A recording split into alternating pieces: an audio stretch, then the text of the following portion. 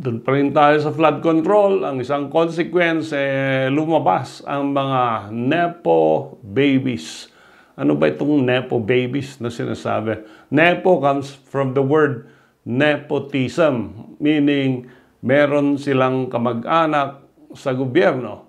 And obviously, ang tinutukoy dito, mga anak ng congressmen, and some others anak ng contractor, some others anak ng taga-gobyerno like customs.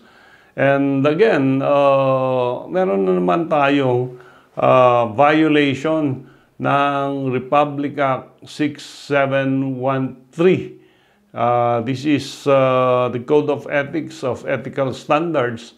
Although hindi sila government employees, kailangan turuan ang pamilya to live a modest life. At ang RRA 6713, sinasabi nila, huwag i-display ang kayamanan, lalo na ngayon sa social media.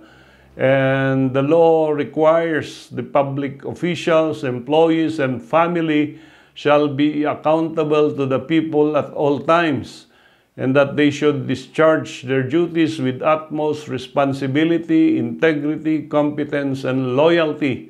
No?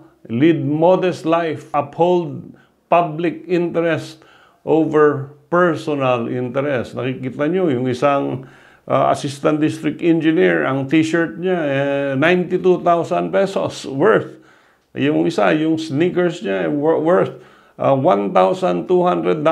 At okay lang sana kung sila-sila lang, pero pinapakita pa nila sa public. And in one video, ang isang anak ng isang congressman, or actually pamangkin lang, ay nag-dinner sa isang hotel restaurant at ang bill niya 740,000 plus. No? And pinagmalaki pa niya ito. So, makikita mo yung disparity of wealth.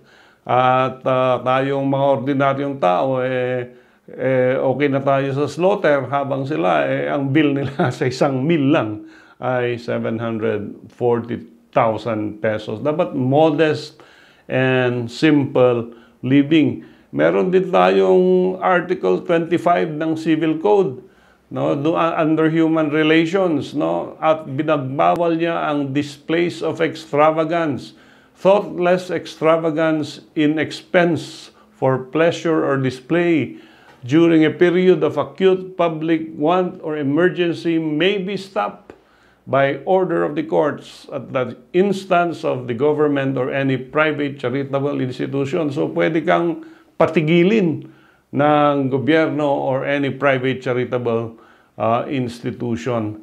And hindi naman nila sinasabing wag mong i-enjoy yung kayamanan mo. Ang sinasabi nila, wag lang masyadong extravagant, at pinaka-importante, wag i-display sa social media ang inyong kayamanan.